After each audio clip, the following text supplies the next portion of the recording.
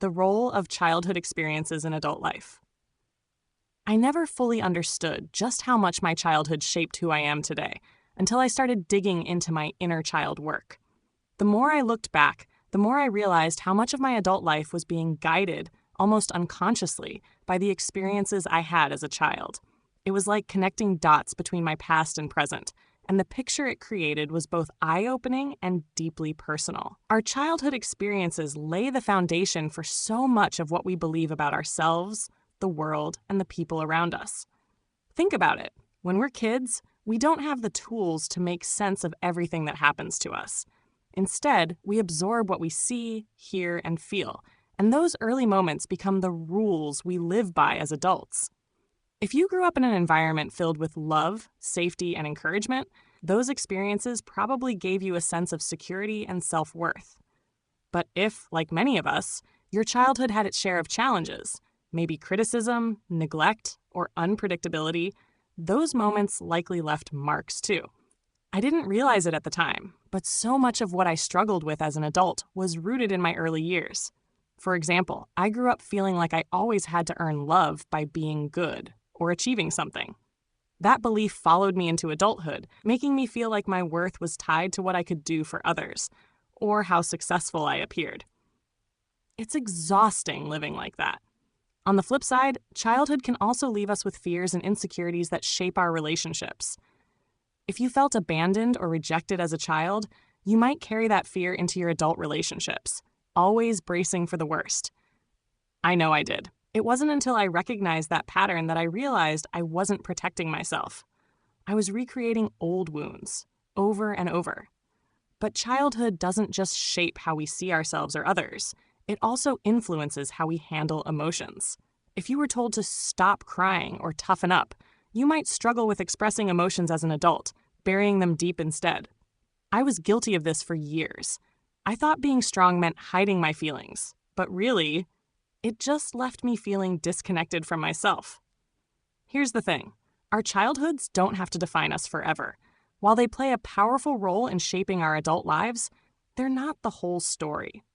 Once we become aware of the patterns and beliefs we picked up, we gain the power to rewrite them. For me, that meant going back to the root of where those beliefs began. I had to face memories I had tucked away, ask myself how they shaped my current behaviors, and, most importantly, give myself the compassion and love I didn't always receive back then.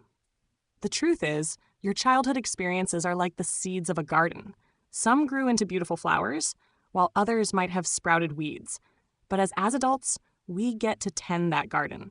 We get to pull out what no longer serves us and plant new seeds of healing, growth, and love. Our inner child is the keeper of those childhood experiences. By reconnecting with them, we can begin to untangle the past's hold on our present and create a future that feels freer, lighter, and more authentic. It's not about erasing the past. It's about understanding it, learning from it, and giving ourselves the care we needed all along. That's the work. And while it's not always easy, I can tell you from experience, it's worth it. Every step forward brings you closer to the version of yourself you were always meant to be.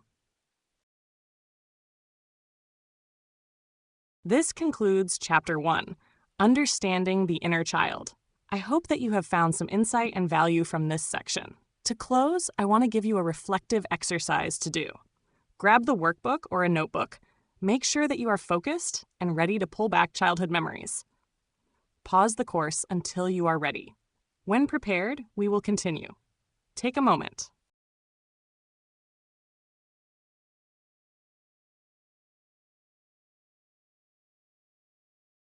Reflective exercise. Write about a joyful and a challenging childhood memory.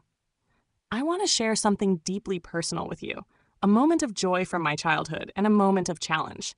Doing this kind of reflective exercise has been one of the most powerful ways for me to connect with my inner child. I believe it will be just as powerful for you. My joyful memory. One of my favorite childhood memories was the summer afternoons I spent in my grandmother's garden.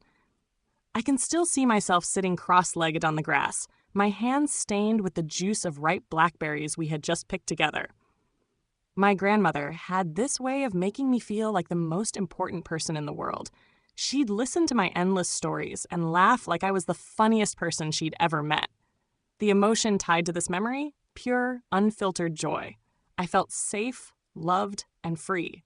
There was no pressure, no judgment, just me, the garden, and my grandmother's warmth. That memory reminds me that joy is often found in the simplest moments of connection. My challenging memory. On the flip side, a challenging memory I've carried with me is the time I got scolded by my teacher in front of the entire class for something I didn't even do. I was only 7, and I remember feeling so confused and hurt because I didn't know how to defend myself.